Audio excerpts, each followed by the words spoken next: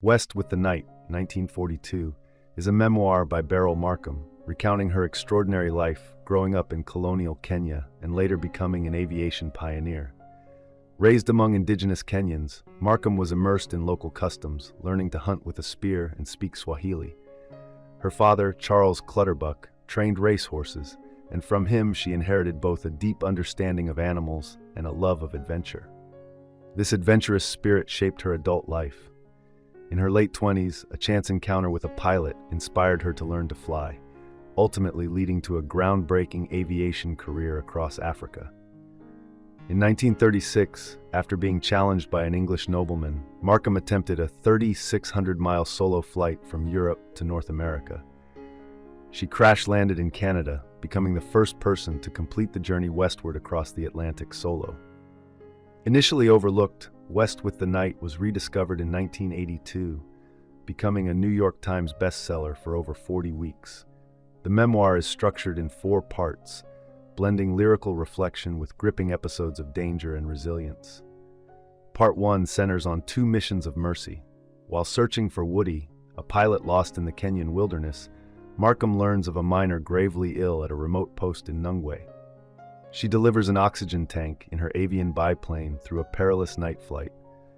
After landing on a makeshift airstrip, she's asked to help another man suffering from blackwater fever.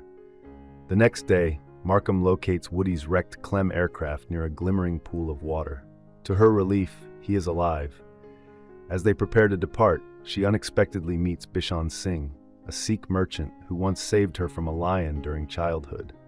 Part 2 turns back to Markham's youth on her father's 1,500-acre horse farm near Njoro in British East Africa. She recalls an incident involving Paddy, a lion who roamed a nearby estate. One day, while she played near the compound, Bishan sensed danger and followed her. Paddy, for the first time, stalked her. When he attacked, Bishan called for help and saved her life. Markham also recounts a hunting expedition with 2 Nandi warriors, Arab Maina and Arab Koski. Along the way, they encountered a lion, which merely watched, and then 2 wild boars. Koski was badly injured by one, and Markham tracked the wounded animal with her dog, Buller. When the boar attacked, she killed it with her spear. The First World War soon reached Africa, then divided among European colonial powers. Indigenous soldiers like Maina enlisted and fought in Europe.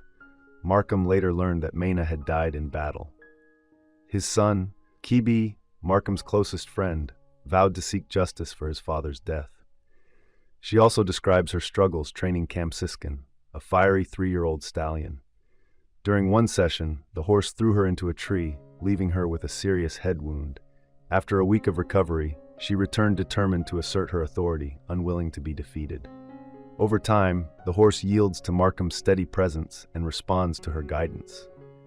During a fierce storm, she even sleeps on the floor of his stall, and the horse stands over her protectively throughout the night. Among the other horses is an Abyssinian mare named Coquette, for whom Markham takes full responsibility. She arranges a careful breeding between Coquette and a stallion named Referee. Tracking the calendar with precision, Markham prepares for the mare's foaling.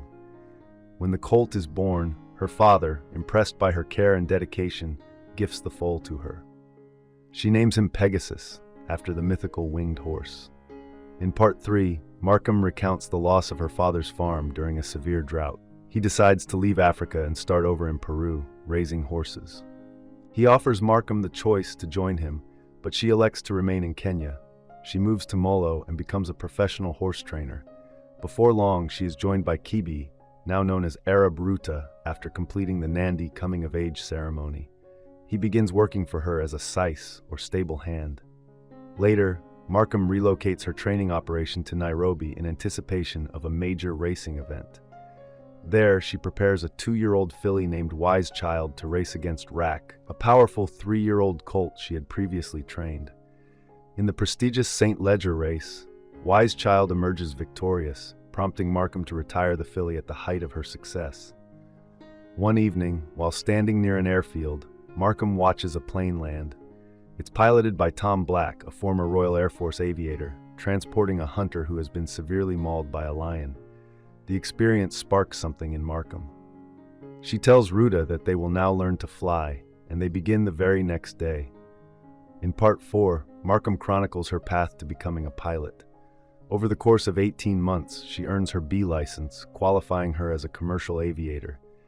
She forms a friendship with famed British pilot Dennis Finch Hatton, who invites her to join him on a flight. Both Tom and Ruta urge her not to go, though they offer no explanation. She heeds their warning, and later learns the plane crashed, killing Finch Hatton. Markham discovers that she can make a good living spotting game from the air for safari hunters. Tom warns her of the dangers involved, flying low, landing in unpredictable terrain, but she accepts the risk. She eventually flies with Baron von Blixen, known as Blix, a legendary white hunter. During one outing, as they assess the quality of a bull elephant, the animal catches their scent and charges. They narrowly escape when the elephant gives an alarm call before charging. Later, while trying to meet up with Blix's safari party, Markham finds that floods have trapped the hunters between two swollen rivers. Starving after days without food, they clear a rough landing strip in hopes she'll attempt a rescue. Markham lands and takes off 4 times, delivering food and airlifting out several of the hunters. Yearning to visit friends in England, she invites Blix to travel with her. Their 6,000-mile journey is prolonged to 2 weeks, delayed at nearly every stop by Italian fascists who control Egypt and much of the flight path. Back in England, she discusses aviation with Lord Carbury, a former Royal Air Force pilot. He offers to finance a bold venture, a solo flight westward across the Atlantic. Markham agrees without hesitation.